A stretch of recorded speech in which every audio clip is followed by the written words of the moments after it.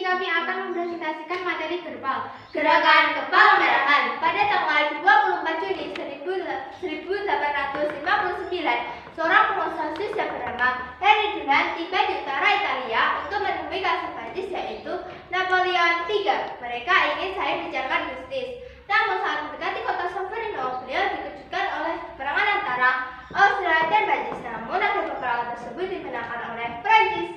Saat itu hanya ada 4 dokter hewan untuk merawat 1000 kuda dan 1 dokter untuk merawat 1000 prajurit.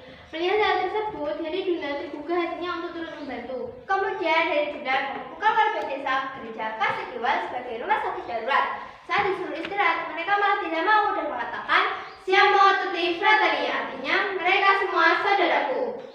Sekembalinya Henry Dunant di Swiss, ia terus dilalui pengalamannya di kota Solferino. Kemudian dia menulis pengalamannya tersebut ke dalam sebuah buku yang berjudul Un Souvenir de Solferino, yang artinya kenang-kenangan kota Solferino.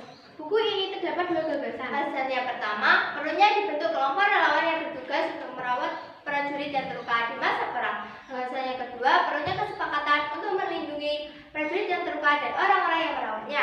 Kemudian buku tersebut ditunjukkan kepada Gustav Mounier. Lalu dibentuklah Komite 5 yang beranggotakan Gustav Mounier sebagai ketua, Henry Dunant sebagai sekretaris, Dr. Louis Appiah, Dr. Theodor Manoir, dan William Henry Duval sebagai anggota. Komite ini membentuk sebuah organisasi yang bernama ICRC, International Committee of the Red Cross.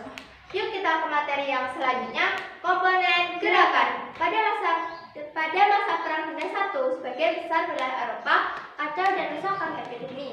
Muncullah usulan dari Henry Davidson untuk mengusulkan kepada konferensi internasional untuk memfederasikan Liga Perhimpunan Palang Merah dan Bulan Sabit Merah.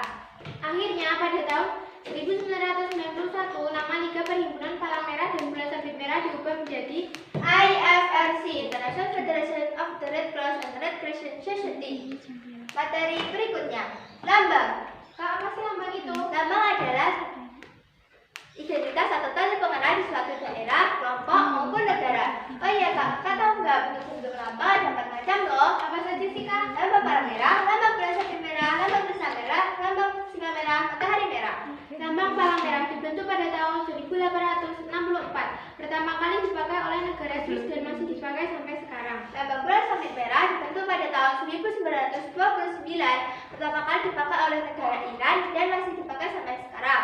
Lambang kristal merah dibentuk pada tahun 2005. Pertama kali dipakai oleh negara Israel dan masih dipakai sampai sekarang. Lambang singa merah matahari merah dibentuk pada tahun 1929.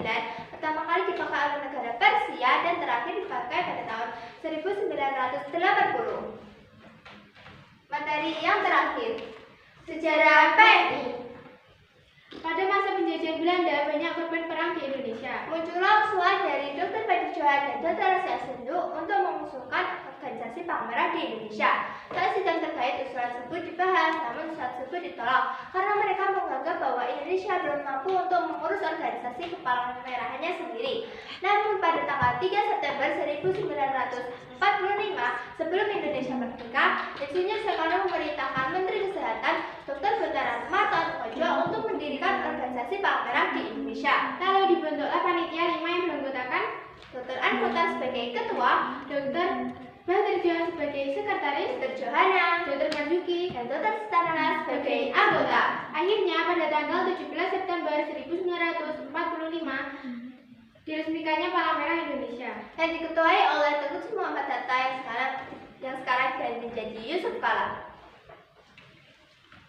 Oh iya, kita sebagai PMN Media mempunyai peran penting loh. Peran kita sebagai Bisupat memberikan dukungan, bantuan, dan semangat pada teman sebaya agar meningkatkan keterampilan hidup sehat, mempelajari dan mengenang sejarah Palang Merah remaja. Nah, itulah tadi presentasi dari kami.